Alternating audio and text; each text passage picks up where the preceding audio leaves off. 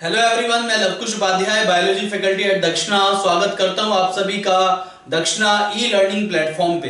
तो आज का जो हमारा लेक्चर है lecture number 9 of human health and disease that I am going to discuss in detail. Lecture 8 में मैंने जो डिस्कस किया था about the vaccination, about the active immunity, passive immunity, इसके अलावा सेल मेडिएटेड इम्यूनिटी, ये सब कुछ मैं डिस्कस कर चुका हूं अपनी लास्ट क्लास में। तो इम्यूनिटी वाला जो टॉपिक है वो ऑलमोस्ट कंप्लीट हो चुका है। टाइप्स ऑफ इम्यूनिटी मैं बता चुका हूं, इम्यूनिटी के बारे में मैं डिस्कस कर चुका हूं। इसके बाद next is disorders of immunity. यहां पे इम्यूनिटी से रिलेटेड कुछ डिसऑर्डर्स भी होते हैं that I am going to discuss in detail. तो डिसऑर्डर्स ऑफ इम्यूनिटी है मेरा आज का टॉपिक जो कि मैं अभी डिस्कस करने जा रहा हूं। So listen carefully. तो next is disorders of immunity. देखिए, डिसऑर्डर्स ऑफ इम्यूनिटी, अगर हम इम्यून डिसऑर्डर्स की बात करें या डिसऑर्डर्स ऑफ इम्यूनिटी की बात करें, अगर यहां पे इम्यूनिटी में कोई भी डिफेक्ट आता है, कोई भी प्रॉब्लम्स आती है related to the immunity, it means that you call disorders related to the immunity. तो यहां पे इम्यूनिटी से रिलेटेड डिसऑर्डर्स क्या क्या है which is given in your syllabus. यहां पे ये जो डिसऑर्डर है नंबर 1, जैसे कि यहां पे एक डिसऑर्डर होता है एलर्जी। एलर्जी एक डिसऑर्डर है इम्यूनिटी का, इम्यून डिसऑर्डर है। दूसरा है ऑटो इम्यूनिटी। तो इन दोनों के बारे में I am going to discuss in detail about allergy and about autoimmunity. तो सबसे पहले हम एलर्जी की बात करते हैं। तो एलर्जी एग्जैक्टली है क्या? Allergy, you already very familiar about this term allergy. आप एलर्जी जो टर्म है ये पहले भी सुन चुके होंगे। एलर्जी का जो मतलब है, एलर्जी एग्जैक्टली है क्या? तो एलर्जी क्या है? This is hyper sensitiveness of any person. किसी भी पर्सन की hypersensitiveness to any foreign particles which is present in environment, जो कि इन्वायरमेंट में कोई फॉरेन सब्सटेंस है। So this is the hyper sensitiveness of any person to any foreign substance which is present in environment। तो हमारी environment में कोई भी अगर सब्सटेंस प्रेजेंट होता है और उस सब्सटेंस की वजह से एक हाइपर सेंसिटिवनेस डेवलप होती है, उस हाइपर सेंसिटिवनेस को आप एलर्जी कहते हैं। तो एलर्जी क्या है? Allergy is, this is the hyper sensitiveness right of a person, किसी भी पर्सन की hyper sensitivity, right, hyper sensitiveness of a person for any substance,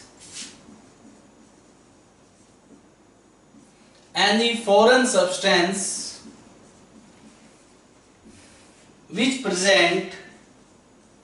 which is present in environment। हमारे environment में कोई भी ऐसा सब्सटेंस जो कि हाइपर सेंसिटिवनेस को प्रोड्यूस करता है, दैट कॉज ऑफ एलर्जी। तो allergy is hyper sensitiveness of a person due to presence of any foreign substance in environment. Is that clear? इसे आप एक्सिजरेटेड ऑफ इम्यून रिस्पॉन्स भी कहते हैं। So this is also be known as exaggerated immune response. We can say exaggerated of immune response you called allergy. Allergy means exaggerated of immune response. तो exaggerated of immune response that you called allergy. Immune response produce होना एक स्वाभाविक बात है, एक natural चीज है। कोई भी पैथोजन आपकी बॉडी में अगर एंटर करता है तो आप उसके अगेंस्ट एक इम्यून रिस्पॉन्स प्रोड्यूस करते हो, उस पैथोजन के अगेंस्ट आपकी बॉडी फाइट करती है। तो इम्यून रिस्पॉन्स प्रोड्यूस होना बहुत ही जरूरी है। This is very crucial event of your life to fight against the pathogens. Are you getting or not? But अगर ये इम्यून रिस्पॉन्स अननेसेसरीली प्रोड्यूस होता है जबकि पैथोजन बॉडी में एंटर भी नहीं किया है, अननेसेसरली यानी कि नॉन पैथोजेनिक एजेंट्स के अगेंस्ट अगर इम्यून रिस्पॉन्स प्रोड्यूस होता है, दैट कॉज ऑफ एलर्जी। तो allergy, this is the hyper sensitiveness of a person for any foreign substance which is present in environment, और you can say exaggerated immune response. Is that clear? तो ये जो foreign substance होते हैं जिसकी वजह से exaggerated of immune response produce होता है, that foreign substance is called allergen। इसे आप क्या कहते हैं, एलर्जन कहते हैं। तो ये भी देख लीजिए एलर्जन क्या है। This is foreign substance due to which, जिसकी वजह से exaggerated immune response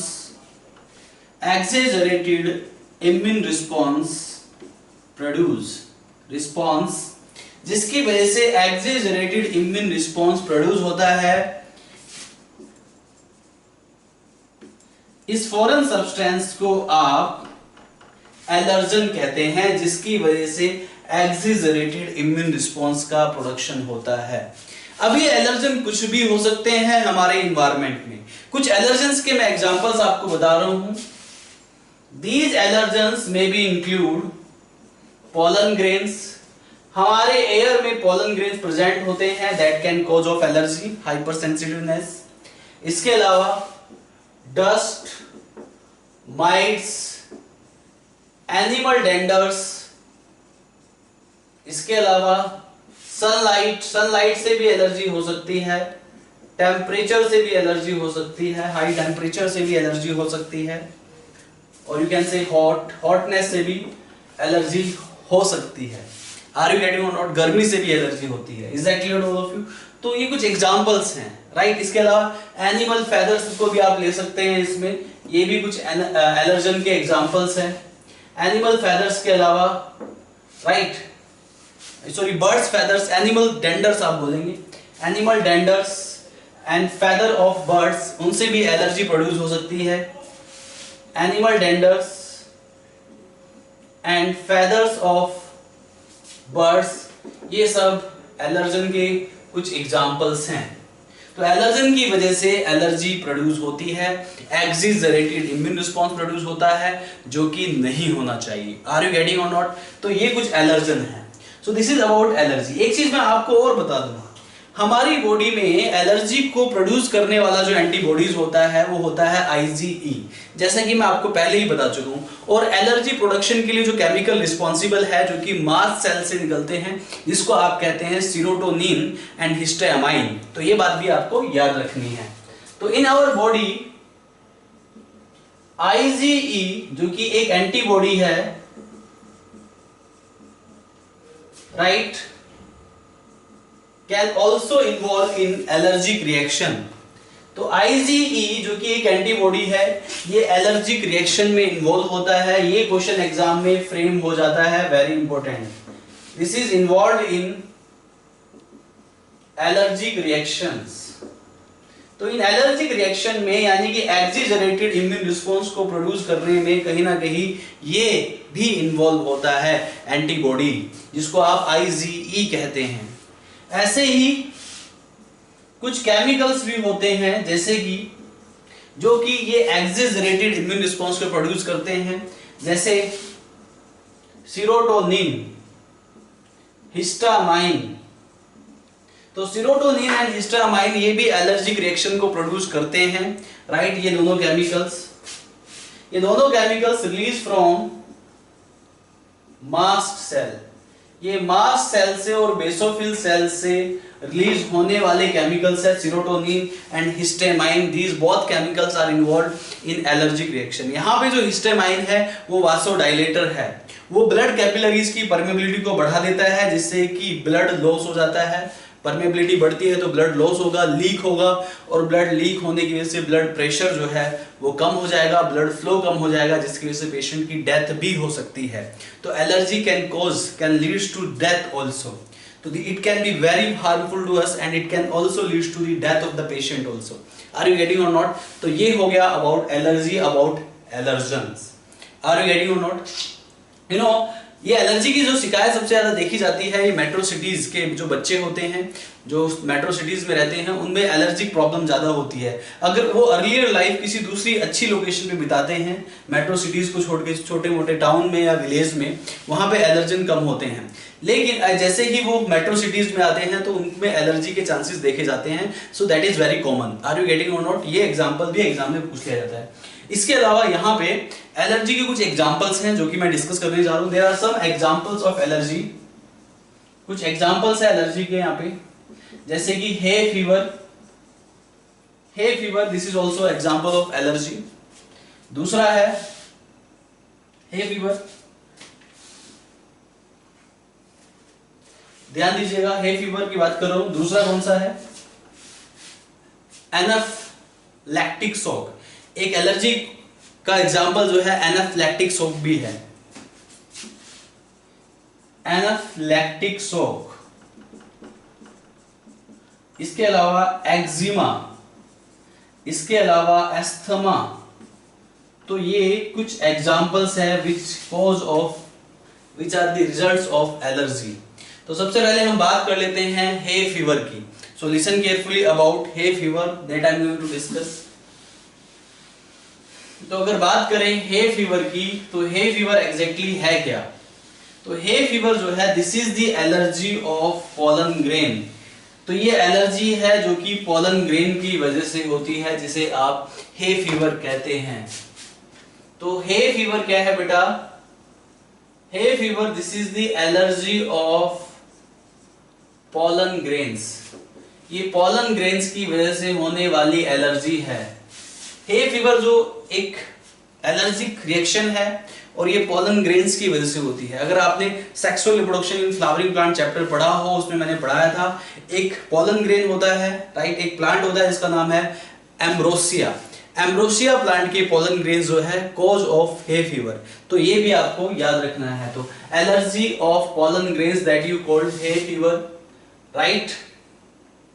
इसमें कौन सा प्लांट है वो जिसकी वजह से हे फीवर, जिसके पोलन ग्रेन की वजह से हे फीवर होता है? उस प्लांट का नाम है ambrosia. Ambrosia is the plant जिसके पोलन ग्रेन की वजह से हे फीवर हो जाता है, जो कि एक एलर्जिक रिएक्शन है, ambrosia plant, right.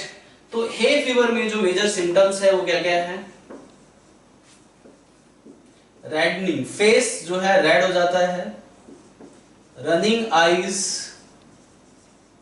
And nose, fever, right, reddening हो जाती है, रनिंग आईज एंड नोज और फीवर, ये सारी प्रॉब्लम्स होती है हे फीवर में, जो कि एक एलर्जिक रिएक्शन है। ऐसी एक कंडीशन और होती है एलर्जिक रिएक्शन की, जिसको आप कहते हैं एक्जिमा। एक्जिमा एक स्किन रिलेटेड प्रॉब्लम है। This is a kind of skin allergy. इसमें स्किन में रेड पैचेस बन जाते हैं। Is that clear to all of you?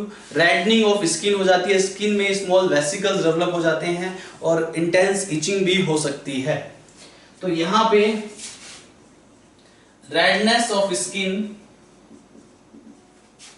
Formation of vesicles, तो ये भी एक एलर्जी है। Is that clear to all of you? ऐसे ही यहां पे एक एग्जांपल और है जिसको आप कहते हैं एस्थमा। एस्थमा भी एक एलर्जी है। Is that clear? और एस्थमा की में जो एलर्जन होते हैं वो पोलन ग्रेन्स भी हो सकते हैं। जैसे कि मैंने आपको पार्थेनियम ग्रास या फिर कैरेट ग्रास आपको बताया था। Parthenium grass is the allergen cause of asthma. तो जैसे हे फीवर में एम्ब्रोसिया प्लांट की पोलन ग्रेन की वजह से हे फीवर होता है, ऐसे ही पार्थेनियम ग्रास के पोलन ग्रेन की वजह से एस्थमा की प्रॉब्लम होती है, जो कि एक एलर्जिक रिएक्शन है। तो इसके बाद क्या है? अस्थमा। अगर हम एस्थमा की बात करें तो एस्थमा भी एक एलर्जिक रिएक्शन है। इस एलर्जिक रिएक्शन में क्या होता है? जनरली जो आपके रेस्पिरेटरी पैसेज हैं, रेस्पिरेटरी पैसेज के सराउंडिंग में जो मसल्स होती हैं, उन मसल्स में स्पैज्म हो जाता है। उन मसल्स में स्पैज्म हो जाने की वजह से रेस्पिरेटरी पैसेज नैरो हो जाते हैं और जिसकी वजह से ब्रीदिंग डिफिकल्टीज डेवलप हो जाती है। Are you getting or not? In this case asthma में क्या होता है? muscular spasm in the surrounding of respiratory passage. In the surrounding of respiratory passage के surrounding में muscular spasm हो जाता है। If muscular spasm take place in the surrounding of respiratory passage, that you called asthma. In this case breathing difficulties can develop. इसमें breathing difficulties develop हो सकती हैं। Breathing difficulties can be developed तो breathing difficulties इसमें develop हो सकती है, passage जो है नैरो हो जाते हैं। और अस्थमा के केस में कभी कभी रेस्पिरेटरी पैसेज से म्यूकस सिक्रीट होता है और एक्सिस म्यूकस जो है ब्रोंकी एंड ब्रोंक्यूल्स में फील हो जाता है, तो उसकी वजह से भी ब्रीदिंग डिफिकल्टीज डेवलप हो सकती है। Excess secretion of mucus in respiratory passage में एक्सिस सिक्रीशन होता है म्यूकस का, and that excess secretion of mucus can fill in bronchi and bronchioles that cause of difficulties in breathing also. ठीक है, देखिए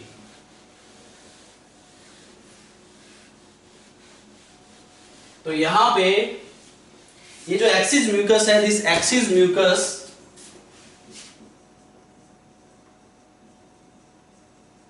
can fill in bronchi and bronchioles. ये bronchi और bronchioles में फिल हो सकता है, जिसकी वजह से भी ब्रीदिंग डिफिकल्टीज डेवलप हो सकती है। तो ये हो गया hay fever, eczema and asthma. इसके अलावा एक बहुत ही इंपॉर्टेंट एलर्जिक रिएक्शन का एग्जांपल है जिसको आप बोलते हैं एनाफ्लेक्टिक शॉक। एनाफ्लेक्टिक शॉक क्या है? You must understand about the anaphylactic shock, so listen carefully. Next is anaphylactic shock. अगर एनाफ्लेक्टिक शॉक की हम बात करें तो एनाफ्लेक्टिक शॉक एग्जैक्टली है क्या? In case of anaphylactic shock, exactly anaphylactic shock में होता क्या है? This is the allergic reaction which produced within few minutes in a very short duration. ये एक ऐसी एलर्जिक रिएक्शन है जो कि शॉर्ट ड्यूरेशन में ही प्रोड्यूस हो जाती है। This is the allergic reaction can produce in short duration. Short duration में ये एलर्जिक रिएक्शन प्रोड्यूस हो जाती है और विद इन शॉर्ट ड्यूरेशन इस पर्सन की डेथ भी हो सकती है। इस केस में एनाफ्लेक्टिक शॉक में एग्जैक्टली क्या होता है कि पेशेंट को पेनिसिलिन का इंजेक्शन दिया जाता है। मतलब किसी भी पर्सन को अगर पेनिसिलिन का इंजेक्शन दे दिया जाए तो पेनिसिलिन इंजेक्शन जो है कैन कॉज ऑफ एलर्जी, जिसकी वजह से एक्सिस सिक्रीशन ऑफ हिस्टामाइन और उसकी वजह से वासोडाइलेशन होगा। वासोडाइलेशन की वजह से ब्लड वेसल्स डायलेट कर जाएंगे, ब्लड वेसल्स की परमेबिलिटी बढ़ेगी, तो ब्लड में जो है लीकेज होगा, ब्लड का लीकेज हो जाएगा, जिसकी वजह से ब्लड का वॉल्यूम कम हो जाएगा, ब्लड का अमाउंट कम हो जाएगा, ब्लड कम हो जाएगा और eight the and blood pressure भी कम हो जाएगा। और ब्लड प्रेशर कम होने की वजह से, ब्लड फ्लो कम होने की वजह से वहां पे पर्सन की डेथ हो जाती है। तो इसमें क्या किया जाता है मैं बता देता हूं आपको। दिस इज ड्यू टू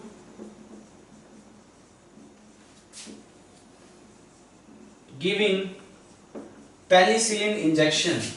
किसी पर्सन को आपने अगर पेनिसिलिन इंजेक्शन दिया, पेनिसिलिन इंजेक्शन की वजह से क्या होगा, मैं इसको एक फ्लो चार्ट की हेल्प से बताता हूं।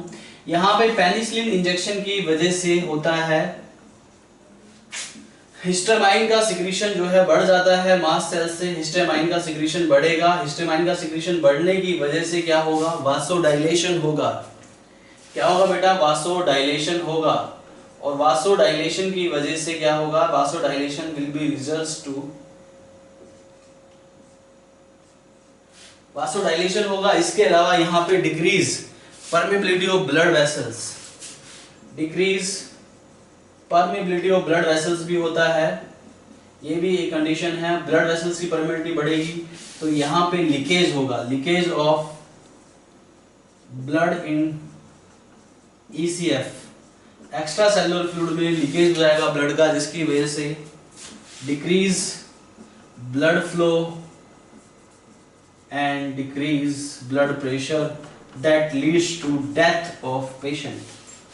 तो किसी को अगर आप पेनिसिलिन का इंजेक्शन देते हैं तो पेनिसिलिन के इंजेक्शन में एक्सेसिव हिस्टामाइन रिलीज होता है और वो एक्सेसिव हिस्टामाइन जो है क्या करता है, वासोडाइलेशन कर देता है, परमेबिलिटी ऑफ ब्लड वेसल्स को बढ़ा देता है, जिसकी वजह से क्या होगा, ब्लड जो है लीक हो जाएगा ECF के अंदर और वहां पे ब्लड का एक्सेसिव लॉस होगा, ब्लड फ्लो घट जाएगा, ब्लड प्रेशर कम हो जाएगा, जिसकी वजह से the condition which leads to death. So this is all about allergy. Allergy क्या है?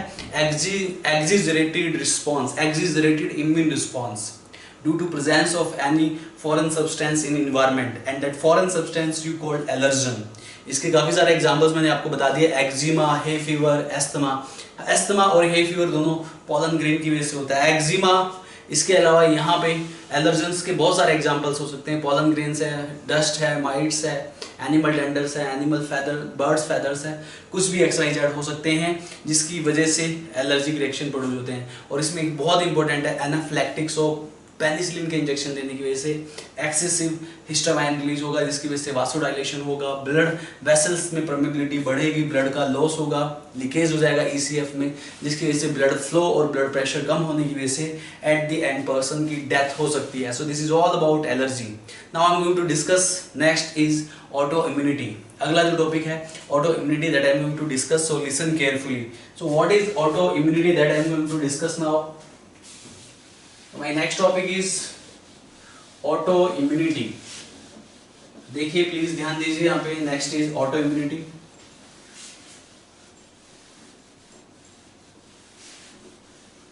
देखिए अगर बात करें ऑटो इम्यूनिटी की, तो ऑटो इम्यूनिटी होती क्या है? You must understand about this. Listen carefully.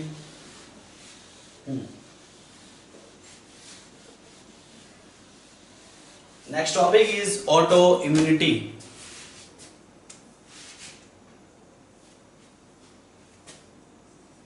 Auto immunity की मैं बात कर रहा हूं. ऑटो इम्यूनिटी क्या है? ऑटो इम्यून डिसऑर्डर या फिर ऑटो इम्यूनिटी क्या है?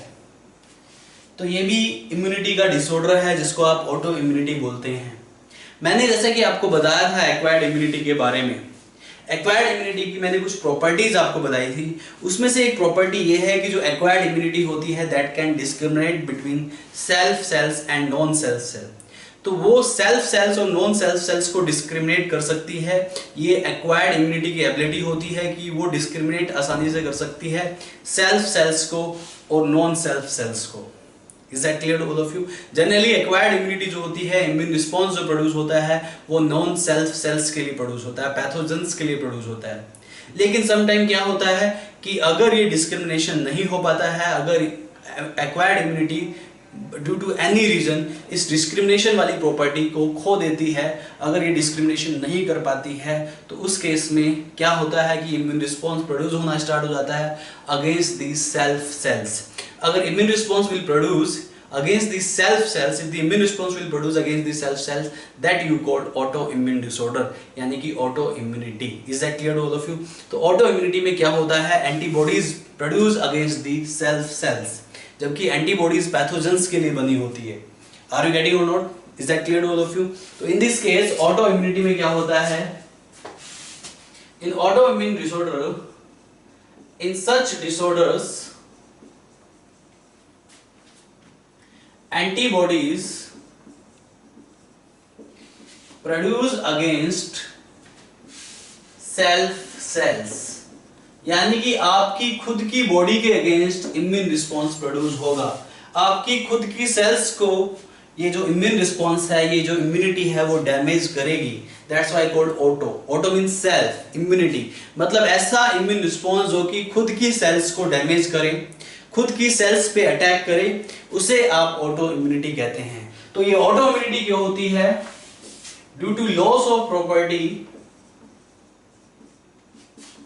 इस प्रॉपर्टी को आप कहते हैं discrimination. Due to loss of property of discrimination between self cells and non self cells. तो self cells and non self cells के जो डिस्क्रिमिनेशन की जो प्रॉपर्टी है उसके लॉस हो जाने की वजह से यहां पे ये ऑटो इम्यून डिसऑर्डर डेवलप हो जाता है. इस ऑटो इम्यून डिसऑर्डर के काफी सारे एग्जांपल्स हैं यहां पे, जैसे कि number 1 chronic hepatitis, number 2 chronic anaemia, number 3 pernicious anemia, number 4 myasthenia gravis,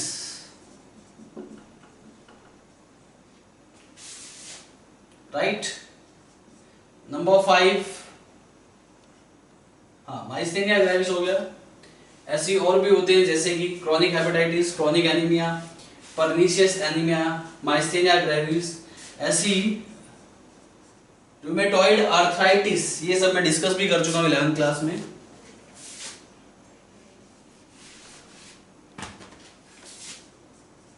rheumatoid arthritis,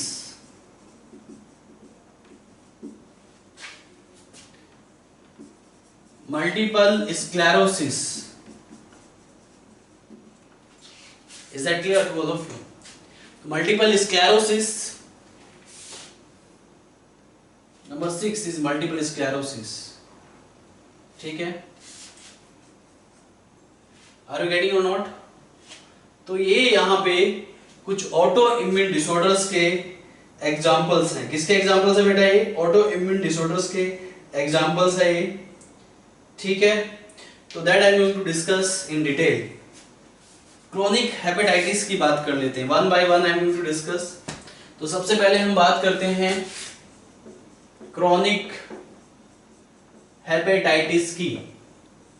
तो बेटा क्रोनिक हेपेटाइटिस क्या है, you must understand about this. अगर हम बात करें क्रोनिक हेपेटाइटिस की, तो क्रोनिक हेपेटाइटिस में क्या होता है? If antibodies produce against the liver cells. Hepatitis मतलब liver, is that clear to all of you? तो यहां पे अगर ये एंटीबॉडीज लीवर सेल्स पे अटैक करती हैं, उसे आप क्रोनिक हेपेटाइटिस कहते हैं। तो in this case antibodies attack on liver cells, antibodies जो है वो लीवर सेल्स पे अटैक करती हैं, is that clear to all of you? इसे क्रोनिक हेपेटाइटिस कहते हैं। Second is chronic anaemia. इसके बाद है क्रोनिक एनीमिया। क्रोनिक एनीमिया में क्या होता है? इसमें जो है एंटीबॉडीज अटैक करती हैं आरबीसीज पे, आपकी खुद की बॉडी की आरबीसीज पे यहां पे एंटीबॉडीज अटैक करती हैं। In this condition antibodies attack on RBCs पे अटैक करती है, इसे आप क्रोनिक एनीमिया कहते हैं इस डिजीज को, इज दैट क्लियर? ऐसे ही यहां पे परनीशियस एनीमिया, अगर परनीशियस एनीमिया की हम बात करें तो इसमें antibodies attack on Castle intrinsic factor. आपने पढ़ा होगा विटामिन B12 के एब्जॉर्प्शन में कैसल इंट्रिंसिक फैक्टर हेल्प करता है। तो कैसल इंट्रिंसिक फैक्टर पे अगर एंटीबॉडीज अटैक करेंगी तो विटामिन B12 का एब्जॉर्प्शन नहीं हो पाएगा, क्योंकि वो विटामिन B12 के एब्जॉर्प्शन में हेल्प करता है। इन दैट कंडीशन क्या होगा? अगर विटामिन B12 का एब्जॉर्प्शन नहीं हो पाएगा तो ब्लड सेल्स का प्रोडक्शन नहीं हो पाएगा, और जिस कंडीशन को आप परनीशियस एनीमिया कहते हैं। Is that clear to all of you? So in this case antibodies attack on, बेटा एंटीबॉडीज किस पे अटैक करती है? कैसल इंट्रिंसिक फैक्टर पे। Attack on Castle intrinsic factors, तो कैसल इंट्रिंसिक फैक्टर्स पे एंटीबॉडीज अटैक करती है, राइट? जिसकी वजह से कैसल इंट्रिंसिक फैक्टर का काम क्या है बताइए आपको? इंट्रिंसिक फैक्टर का जो रोल है, helps in vitamin B12 absorption में हेल्प करता है। तो विटामिन B12 का एब्जॉर्प्शन नहीं हो पाएगा, जिसकी वजह से एनीमिया, परनीशियस एनीमिया वाली कंडीशन डेवलप हो जाएगी। ये ऑटो इम्यूनिटी के पीछे जेनेटिक रीजन्स भी हो सकते हैं और कुछ अननोन रीजन्स भी हो सकते हैं। तो ये कहना मुश्किल है कि ये ऑटो इम्यून डिसऑर्डर डेवलप कैसे हो सकते हैं। It may be the genetic reason or it may be the unknown reason, इनके बारे में हमें पता नहीं है। इसके बाद माइस्थेनिया ग्रेविस। माइस्थेनिया ग्रेविस मैंने आपको पहले भी पढ़ाया है। माइस्थेनिया ग्रेविस में क्या होता है कि एंटीबॉडीज जो है अटैक करती है on acetyl choline receptors.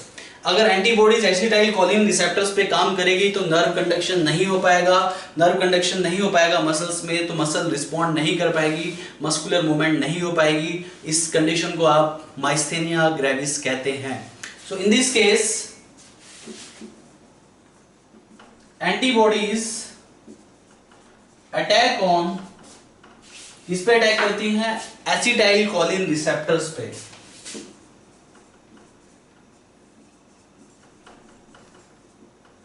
Right, जिसकी वजह से conduction of impulse into the muscles will block. Conduction of nerve impulse क्या हो जाएगा?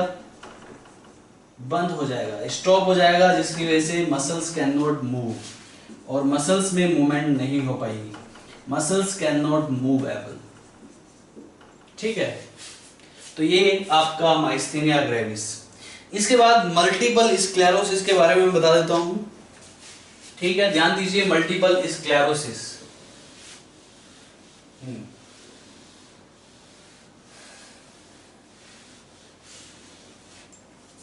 मल्टीपल स्क्लेरोसिस, अगर मल्टीपल स्क्लेरोसिस की बात करें, so what is exactly multiple sclerosis? You must understand about this. Multiple sclerosis में एंटीबॉडीज अटैक ऑन, एंटीबॉडीज किस पे अटैक करती है? मल्टीपल स्क्लेरोसिस में एंटीबॉडीज जो है वो अटैक करती है किस पे? वो अटैक करती है माइलिन शीथ पे, जिसकी वजह से नर्व कंडक्शन से रिलेटेड डिसऑर्डर डेवलप हो जाते हैं, न्यूरल डिसऑर्डर्स डेवलप हो जाते हैं। So in this case antibodies attack on, किस पे अटैक करती है बेटा? Antibodies attack on myelin sheath. Myelin sheath पे एंटीबॉडीज अटैक करती हैं, जिसकी वजह से यहां पे जो है न्यूरल डिसफंक्शंस डेवलप हो जाते हैं, न्यूरल डिसफंक्शन की प्रॉब्लम्स डेवलप हो जाती है। इसी के साथ allergy is complete and autoimmune disorder is also complete. Now I am going to discuss in detail about the lymphoid organs. This is very important, so listen carefully. इसके बाद बात करते हैं ह्यूमन इम्यून सिस्टम की। देखिए, listen carefully, अगर हम बात करें ह्यूमन इम्यून सिस्टम की, तो देखिए ह्यूमन इम्यून सिस्टम में क्या क्या आता है आपको पता होना चाहिए। listen carefully. So next topic is human immune system. Human immune system consists of lymphoid organs, tissues, cells and even certain molecules, इनको आप antibodies कहते हैं।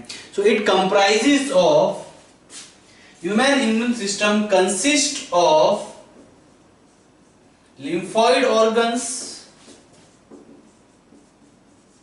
lymphoid tissues, cells and certain molecules, जो कि एंटीबॉडीज इनको आप कहते हैं। इन सब से मिलके हमारा इम्यून सिस्टम बना होता है। Lymphoid organ, tissues, cells and molecules, इनको आप एंटीबॉडीज भी कहते हैं। तो सबसे पहले हम बात कर लेते हैं लिम्फॉइड ऑर्गन्स की। लिम्फॉइड ऑर्गन्स क्या है? लिम्फोइड ऑर्गन्स उन्हें कहते हैं जहां पे लिम्फोसाइट्स का origin, maturation and proliferation take place करता है। उस बॉडी ऑर्गन को आप लिम्फोइड ऑर्गन कहते हैं। Is that clear to all of you? तो यहां पे क्या है? Lymphoid organ, this is the organ और this is the site of origin, maturation and proliferation of lymphocyte cells. So this is the site of origin, maturation and proliferation of lymphocyte cells that you call lymphoid organs, जिसको आप lymphoid organs कहते हैं। ये जो lymphoid organs है, ये दो types के होते हैं। There are two types of lymphoid organs. Number one, primary lymphoid organ. Number 2, secondary lymphoid organ. अगर बात करें हम प्राइमरी लिम्फोइड ऑर्गन की, तो ध्यान दीजिए प्राइमरी लिम्फोइड ऑर्गन किसे कहते हैं? प्राइमरी लिम्फोइड ऑर्गन वो ऑर्गन होता है जहां पे एक immature lymphocyte antigen specific lymphocyte में डिफरेंशिएट हो जाती है। इन प्राइमरी लिम्फोइड ऑर्गन का जो रोल है वो क्या है, मैं आपको बता देता हूं। In primary lymphoid organ, in this organ an immature lymphocyte, एक इमेच्योर लिम्फोसाइट जो है डिफरेंशिएट इनटू, किसमें डिफरेंशिएट हो जाती है, एक immature lymphocyte differentiate into antigen specific lymphocyte. Antigen specific lymphocyte में ये डिफरेंशिएट हो जाती है। तो प्राइमरी लिम्फोइड ऑर्गन उस ऑर्गन को कहते हैं जहां पे एक इमेच्योर लिम्फोसाइट जो है डिफरेंशिएट हो जाती है एंटीजन स्पेसिफिक लिम्फोसाइट में। तो जहां पे एक immature lymphocyte antigen specific lymphocyte में डिफरेंशिएट हो जाती है उसे आप प्राइमरी लिम्फोइड ऑर्गन कहते हैं। ये प्राइमरी लिम्फोइड ऑर्गन, यहाँ पे there are two types of primary lymphoid organ, you must understand about this. तो यहाँ पे दो टाइप्स के प्राइमरी लिम्फोइड ऑर्गन हैं, इनके बारे में जानना बहुत जरूरी है। तो ये जो प्राइमरी लिम्फोइड ऑर्गन्स है, there are two types of primary lymphoid organs. Number one is bone marrow and number two is thymus. एक जिसे आप बोन मैरो कहते हैं और दूसरा जिसे आप थाइमस कहते हैं, ये दोनों ही प्राइमरी लिम्फोइड ऑर्गन है। तो सबसे पहले बात कर लेते हैं बोन मैरो की। बोन मैरो क्या है? This is the site of maturation of B cells. वैसे तो बोन मैरो में जितनी भी ब्लड सेल्स होती हैं उन सभी ब्लड सेल्स का प्रोडक्शन बोन मैरो में ही होता है। Bone marrow is the origin of all blood cells, but the maturation of B cells take place in bone marrow. This bone marrow is similar to the bursa of Fabricius. The word B is derived from bursa of Fabricius. जो B cell का जो B word है वो bone marrow से derive नहीं हुआ है, वो बर्सा ऑफ फैब्रिसियस से डिराइव हुआ है। यानी कि एक लिम्फोइड ऑर्गन होता है ये बर्ड्स में। Is that clear to all of you? तो यहाँ पे जो बोन मैरो है, इस बोन मैरो में production of all blood cells, पहली बात तो ये production of all blood cells, सभी ब्लड सेल्स का प्रोडक्शन होता है। बट यहां पे मैच्योरेशन टेक प्लेस करता है, maturation of B cells take place. यहां पे बी सेल्स का मैच्योरेशन टेक प्लेस करता है, यानी कि यहां पे B cells, immature B cells antigen specific lymphocyte B cells में कन्वर्ट हो जाता है। Is that clear all of you? तो this is about bone marrow. इसके बाद हम बात करते हैं थाइमस की। थाइमस आपने chemical control and coordination chapter में भी पढ़ा होगा। थाइमस एक हार्मोन रिलीज करता है thymosin, and the thymosin hormone is responsible for the maturation of T lymphocyte. Is that clear? The word T lymphocyte sales, right, जो T word है T cells में वो थाइमस से डिराइव हुआ है, यानी कि थाइमस में maturation of T cells take place करता है। तो थाइमस क्या है? ये एक ग्लैंड भी है, ये एक लोब्ड ऑर्गन है। इसकी जो लोकेशन होती है near heart beneath the sternum, sternum के नीचे हार्ट के पास में होती है इसकी लोकेशन थाइमस की। Is that clear all of you? इसकी जो लोकेशन है near heart and beneath of sternum, sternum के बिल्कुल ठीक नीचे ये बाइलोब स्ट्रक्चर होता है थाइमस, जो कि एक लिम्फोइड ऑर्गन है और ये जो है एक इम्यूनिटी प्रोवाइड करने वाला ऑर्गन भी है। साथ ही साथ ये एक एंडोक्राइन ग्लैंड भी है जो कि थाइमोसिन हार्मोन रिलीज करता है। तो यहाँ पे थाइमस में क्या होता है? Maturation of T lymphocyte sales. तो टी लिम्फोसाइट सेल्स को टी इसलिए ही बोला जाता है क्योंकि इसका जो मैच्योरेशन है वो टेक प्लेस करता है थाइमस में। तो थाइमस में maturation of T lymphocyte cells take place, right. तो थाइमस में maturation of T lymphocyte cells, इसमें maturation of T lymphocyte cells take place करता है। टी लिम्फोसाइट सेल्स का जो मैच्योरेशन है वो थाइमस में टेक प्लेस करता है। ये एक लोब्ड ऑर्गन है और ये थाइमस जो है हार्मोन थाइमोसिन को रिलीज करता है। Is that clear? इस थाइमस को आप जो है यहाँ पे training school of T lymphocyte भी कह सकते हैं या थ्रोन ऑफ इम्यूनिटी भी कहा जाता है। Is that clear to all of you? क्योंकि ये इम्यूनिटी प्रोवाइड करने का काम करता है। इसका साइज जो है बर्थ के टाइम पे मैक्सिमम होता है और प्यूबर्टी में इसका साइज कंप्लीटली अटेन हो जाता है। प्यूबर्टी के बाद एज इंक्रीजिंग एज इसका साइज डिक्रीज होता जाता है और मिडिल एज में बुढ़ापा आने का जो सबसे बड़ा रीजन है वो थाइमस का रिडक्शन होना ही है। तो ये इंफॉर्मेशन आपको याद रखनी है। तो थाइमस का जो रिडक्शन होता है, reduce the size of thymus, reduce the size of thymus by increasing age। जैसे जैसे increasing age बढ़ती जाती है वैसे वैसे thymus भी reduce होता जाता है, right? This is the major cause of aging in middle age।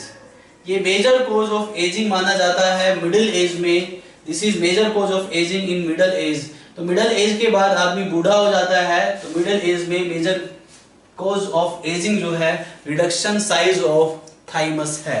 Is that clear to all of you? तो ये हो गया आपका थाइमस और थाइमस में maturation of T lymphocyte cells take place करता है। तो primary lymphoid organ is done. तो प्राइमरी लिम्फोइड ऑर्गन में origin maturation primary lymphoid organ में इमेच्योर लिम्फोसाइट जो है वो कन्वर्ट होती है, डिफरेंशिएट होती है एंटीजन स्पेसिफिक लिम्फोसाइट में। अब जब वो एंटीजन स्पेसिफिक लिम्फोसाइट्स में डेवलप हो जाती है, when this immature lymphocyte will differentiate into antigen specific lymphocytes, it will migrate to the secondary lymphoid organ। अब यहाँ पे ये एंटीजन स्पेसिफिक लिम्फोसाइट जो बन गई है ये माइग्रेट करेगी। ये कहाँ माइग्रेट करेगी? ये माइग्रेट करेगी और माइग्रेट करके कहाँ जाएगी? सेकेंडरी लिम्फोइड ऑर्गन में ये एंटर करती है। So you must understand about this, listen carefully.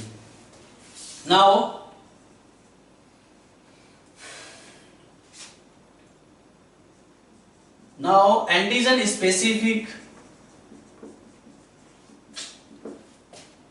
lymphocytes migrate towards the secondary lymphoid organ। अब ये secondary lymphoid organs की तरफ माइग्रेट करेगी, secondary lymphoid organs की तरफ एंटर करेगी और secondary lymphoid organs में जाने के बाद ये जो है इंटरेक्ट करेगी किसके साथ? एंटीजेंस के साथ, पैथोजेंस के साथ। जितने भी पैथोजेंस होते हैं वो सेकेंडरी लिम्फोइड ऑर्गन में ट्रैप कर लेती हैं लिम्फोसाइट्स और उन पे अटैक करती है। तो सेकेंडरी लिम्फोसाइट्स में इंटरेक्शन होता है बिटवीन लिम्फोसाइट एंड एंटीजेंस का। This is the site of the interaction between lymphocytes and antigens. तो याद रहे सेकेंडरी लिम्फोइड ऑर्गन का रोल क्या है। अगर हम सेकेंडरी लिम्फोइड ऑर्गन की बात करें यहाँ पे, तो सेकेंडरी लिम्फोइड ऑर्गन्स का क्या रोल है बेटा? तो सेकेंडरी लिम्फोइड ऑर्गन्स जो है this is the site of interaction between lymphocytes and antigens. जो पैथोजेनिक एंटीजेंस हैं, एंटीजेंस और लिम्फोसाइट्स के बीच का जो इंटरेक्शन होता है वो सेकेंडरी लिम्फोइड ऑर्गन में होता है। यहाँ पे कुछ एग्जांपल्स मैं डिस्कस करने जा रहा हूँ about secondary lymphoid organs. You must understand about the secondary lymphoid organs, so listen carefully.